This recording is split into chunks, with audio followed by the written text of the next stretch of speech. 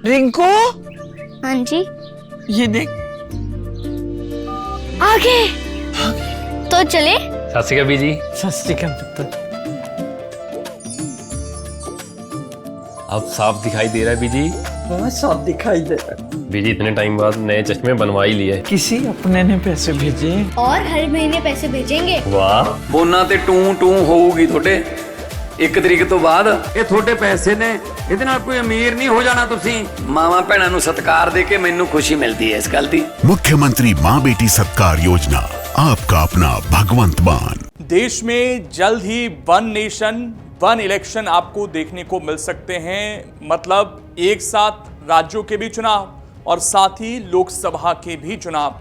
इसको लेकर तैयारियां जोरों पर हैं और ऐसे में कब से ये अब इम्प्लीमेंट हो सकते हैं, इसमें क्या क्या चुनौतियां हो सकती हैं, उसको समझने की कोशिश करेंगे। इसलिए इस वीडियो को आखिर तक आप जरूर देखिएगा और कमेंट कर कर बताइएगा कि क्या आप भी चाहते हैं कि देश के अंदर वन नेशन वन इलेक्शन जैसा कॉन्सेप्ट होना चाहिए या फिर जो अभी तक चली आ रही हैं चीज़ें वैसी ही रहनी चाहिए। आपकी जो भी राय है कमेंट कर कर जरूर बताइएगा।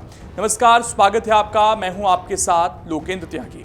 देश में वन नेशन वन इलेक्शन यानी देश में एक चुनाव को लेकर बहस एक बार फिर से तेज हो गई है। अब इस मुद्दे पर बड़ा दावा सामने आया है। संयुक्त संसदीय समिति यानी जेपीसी के अध्यक्ष और भाजपा सांसद पीपी चौधरी ने कहा है कि अगर सब कुछ योजना के अनुसार आगे बढ़ता है तो साल 2019 में लोकसभा और राज्यों की विधानसभाओं के चुनाव एक साथ कराए जा सकते हैं। इसके लिए जरूरी संवैधानिक और कानूनी बदलाव भी किए जाएंगे। इस बयान के बाद देश की राजनीति में नई चर्चा शुरू हो गई है कि क्या भारत फिर से उसी व्यवस्था की ओर लौटने जा रहा है जहां पूरे देश में एक साथ मतदान होता था।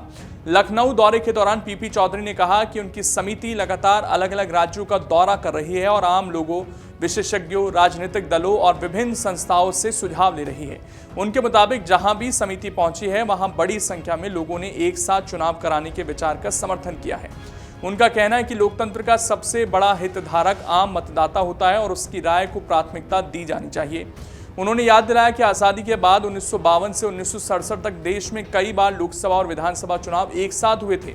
उस समय देश के पास आज जैसी तकनीक, संसाधन और चुनावी व्यवस्थाएं भी नहीं थी। इसके बावजूद चुनाव सफलतापूर्वक संपन्न हुए। उनका कहना है कि अब भारत के पास पर्याप्त ईवीएम, बेहतर चुनावी ढांचा और मजबूत प्रशासनिक क्षमता मौजूद है। इसीलिए एक साथ चुनाव कराना पहले की तुलना में अधिक आसान हो सकता है। पीपी चौधरी ने कहा कि बार बार चुनाव होने से सरकारी मशीनरी लंबे समय तक चुनावी प्रक्रिया में व्यस्त रहती है। आचार संहिता लागू होने के कारण विकास कार्यों की गति भी प्रभावित होती है। उनका मानना है कि यदि एक साथ चुनाव होंगे तो प्रशासन विकास कार्यों पर ज्यादा ध्यान दे सकेगा, सरकारी खर्च में कमी आएगी और मतदाताओं की भागीदारी भी बढ़ सकती है। विपक्ष की ओर से लगातार ये सवाल उठाया जा रहा है कि एक साथ चुनाव कराने की व्यवस्था देश के संघीय ढांचे के खिलाफ हो सकती है।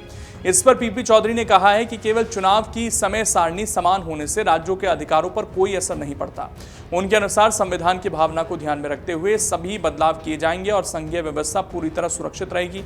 उन्होंने विपक्ष पर राजनीतिक आरोप भी लगाए। पीपी चौधरी का कहना है कि कई विपक्षी दल इस प्रस्ताव का विरोध केवल राजनीतिक कारणों से कर रहे हैं। उनके मुताबिक कुछ दल नहीं चाहते कि इस सुधार का श्रेय प्रधानमंत्री नरेंद्र मोदी और केंद्र सरकार को मिले। हालांकि उन्होंने ये भी कहा कि समिति सभी दलों की राय सुन रही है और अंतिम रिपोर्ट व्यापक विचार विमर्श के बाद ही तैयार होगी। सबसे बड़ा सवाल उन राज्यों को लेकर है जहां 2029 तक विधानसभा का कार्यकाल पूरा नहीं होगा। इस पर पीपी चौधरी ने कहा कि ऐसे राज्यों के लिए भी विकल्पों पर विचार किया जा रहा है। उनका कहना है कि जिन राज्यों में भाजपा की सरकार होगी वहां आवश्यकता पड़ने पर विधानसभा भंग करने का प्रस्ताव राज्यपाल को भेजा जा सकता है ताकि लोकसभा चुनाव के साथ ही विधानसभा चुनाव भी कराए जा सकें। इसके लिए आवश्यक कानूनी प्रावधान भी लाए जा सकते हैं अगर सहमति नहीं बनती है। उन्होंने ये भी स्पष्ट किया कि यदि किसी राज्य की सरकार कार्यकाल पूरा होने से पहले गिर जाती है तो हर बार तुरंत चुनाव कराना ही एकमात्र विकल्प नहीं होगा। समिति इस बात पर विचार कर रही है कि पहले वैकल्पिक सरकार बनाने की संभावनाएं तलाशने की व्यवस्था हो जिससे बार बार चुनाव कराने की जरूरत कम पड़े और चुनावी प्रक्रिया निर्धारित चक्र के अनुसार चल सके। जेपीसी अध्यक्ष ने कहा कि समिति अब तक कई दौर की बैठकें कर चुकी है। चुनाव आयोग, विधि विशेषज्ञों, संवैधानिक जानकारों, विभिन्न राजनीतिक दलों और नागरिक संगठनों से सुझाव लिए गए हैं। इन सभी विचारों का अध्ययन करने के बाद समिति अपनी अंतिम सिफारिश सरकार को सौंपेगी। उनका कहना है कि कोशिश यही है कि जितनी अधिक सहमति बने उतना बेहतर समाधान सामने आए। पीपी चौधरी ने यह भी कहा कि सरकार का उद्देश्य केवल चुनावों की संख्या कम करना नहीं, उनका दावा है कि इस पहल का मकसद लोकतांत्रिक व्यवस्था को अधिक प्रभावी, पारदर्शी और जवाबदेह बनाना है। हैं। सभी सुधार संविधान के दायरे में रहकर और राष्ट्रीय हित को ध्यान में रखते हुए किए जाएंगे। अब सबसे बड़ा सवाल यही है, क्या 2029 में वास्तव में पूरा देश एक साथ मतदान करता नजर आएगा या फिर इस प्रस्ताव पर राजनीतिक सहमति और संवैधानिक प्रक्रिया में अभी लंबा समय लगेगा। फिलहाल इतना तय है कि वन नेशन वन इलेक्शन का मुद्दा आने वाले दिनों में संसद से लेकर राजनीतिक मंचों तक चर्चा का प्रमुख विषय जरूर रहेगा। अगर आप ये वीडियो YouTube पर देख रहे हैं तो हमारे चैनल को सब्सक्राइब कर बेल आइकन दबाएं और Facebook पर देख रहे हैं तो हमारे पेज को लाइक करें।